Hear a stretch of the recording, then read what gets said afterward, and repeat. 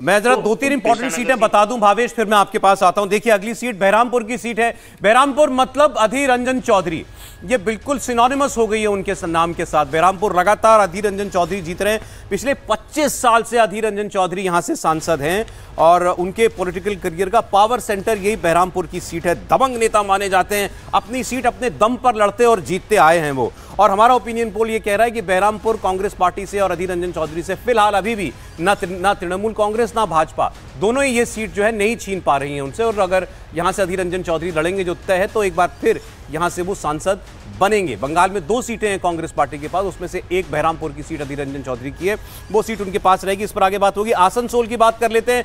ये आसनसोल भी star seat है क्योंकि यहां से सांसद हैं शत्रुघ्न सिन्हा।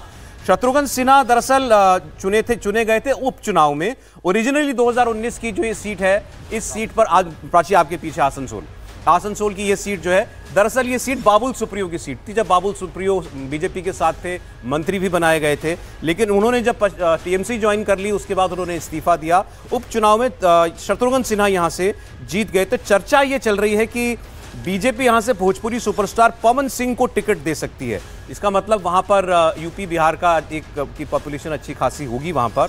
आसनसोल बिहार से लगती हुई सीमा है इसकी, और इसलिए यहां पर बिहार से आए वोटर्स की संख्या जो है वो ज्यादा है। अगली सीट प्राची, बिल्कुल अगली सीट की बात करें तो घाटल सीट है। ये घाटल सीट बीजेपी के पास स्टार पावर है तो तृणमूल के पास भी स्टार की कोई कमी नहीं है। घाटल से तृणमूल के टिकट पर दीपक अधिकारी देव लड़ सकते हैं। और दीपक अधिकारी देव की अगर आप बात करेंगे, देखिए यहाँ पर ये घाटल सीट आपको टीएमसी यहाँ पर लीड करती हुई नजर आ रही होगी, यानी ये सीट टीएमसी जीत सकती है क्योंकि घाटल से तृणमूल के टिकट पर दीपक अधिकारी देव लड़ सकते हैं। दीपक अधिकारी देव बांग्ला के लोकप्रिय अभिनेता हैं और घाटल की सीट वो 2 बार जीत चुके हैं। ओपिनियन पोल ये कहता है कि तीसरी बार भी अपनी सीट जीत सकते हैं दीपक अधिकारी देव, यानी कि ये वाली सीट भी टीएमसी के लिहाज से अगर आप कहेंगे तो ये सेफ सीट है और यहां पर एक बार फिर से टीएमसी जीत सकती है।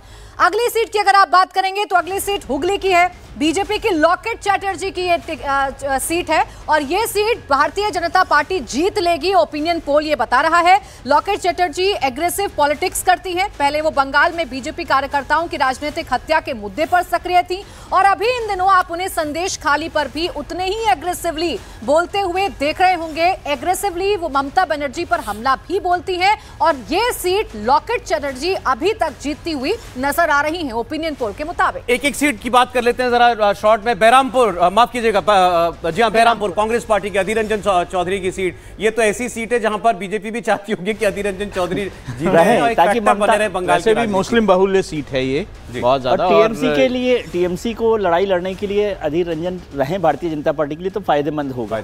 और हुगली में जो बात की गई है लॉकेट चैटर्जी संदेश खाली में पूरी तरह से एग्रेसिव तरीके से आई और आपको ध्यान हो जब वो डेलीगेशन गया तो वो काफी पुलिस के साथ भी लड़ाई लड़ती हुई वहां पर दिखाई दी थी। राहुल जी देखिए, इसमें एक चीज़ मैं आपको बता दूं कि पिछली बार जो है लगभग 1 लाख वोटों से लॉकेट चैटर्जी यहाँ पे जीती थी और वहाँ पे एक और फैक्टर आपको ध्यान देना होगा, 1.5 लाख वोट जो है सीपीएम ने लिया था। तो ये फैक्टर्स वहाँ के सीट के बारे में हमें ध्यान रखने चाहिए। दादा, लेकिन बहरामपुर के बारे में भी बताइएगा अधीर रंजन चौधरी, और उसके अलावा मैं आपसे आसनसोल भी जानना चाहता हूँ। आसनसोल में अगर बीजेपी ने 2019 निकाल ली थी सीट, या इस बार भी बीजेपी, हम तो ये दिखा रहे हैं कि बीजेपी ही जीत रही है वहां से, मतलब शत्रुघ्न सिन्हा का वहां जाना कोई कमाल नहीं कर पाएगा टीएमसी के लिए।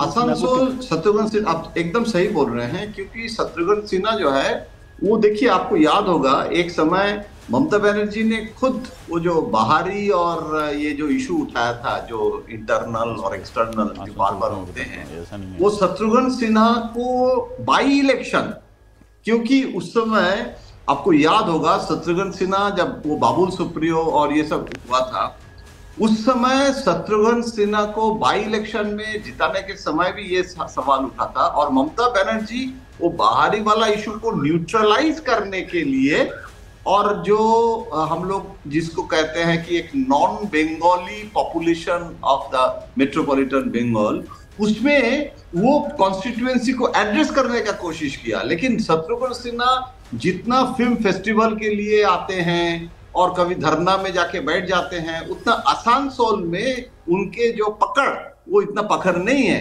और आसनसोल में जो हिंदी स्पीकिंग जो वोट बैंक, दादा एक सेकंड बस रोक रहा हूं आपको। ममता बनर्जी मुलाकात करने के लिए पहुंची है नरेंद्र मोदी से।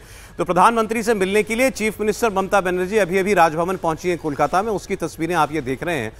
काश ये पता चल पाता इन दोनों नेताओं के बीच में बात क्या होती है, क्योंकि की बात है कि जब मीडिया के जरिए ये बात करते हैं तब तो केवल एक दूसरे को नहीं नेताओं के बीच में नेताओं के बीच में जो पर्सनल इक्वेशन होती है वो ऐसी नहीं होती है।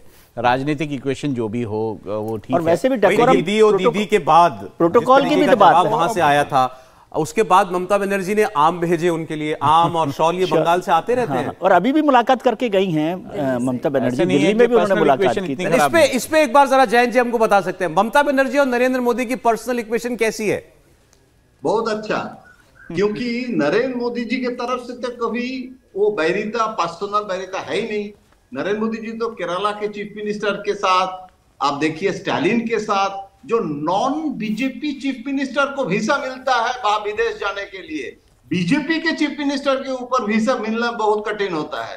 तो उनके एक अप्रोच में, मोदी जी के ये जो अप्रोच है ये ममता जी के लिए भी है, लेकिन ममता जी के जो तरफ से जो जैसे प्रोटोकॉल की बात कर रहे थे ना, वो एयरपोर्ट में नहीं जाते हैं, कोई जूनियर मिनिस्टर को भेजते थे, उनके जो अप्रोच में अभी एक बदल है, that is more important.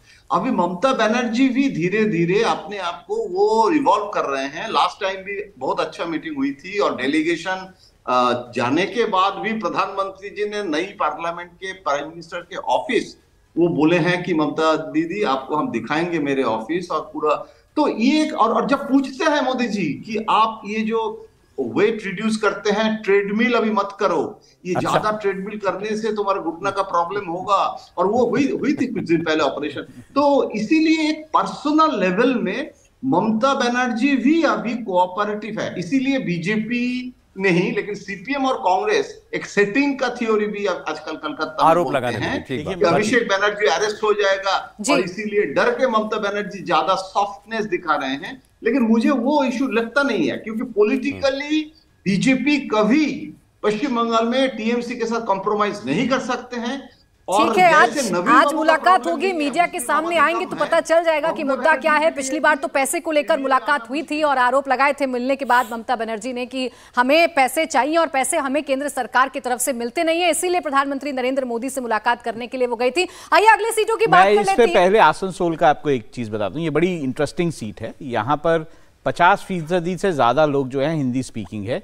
Bihar और झारखंड के लोग बहुत ज्यादा यहाँ पे हैं, शायद इसीलिए टीएमसी ने वहां पर जो है वो शत्रुघ्न सिन्हा को उतारा था।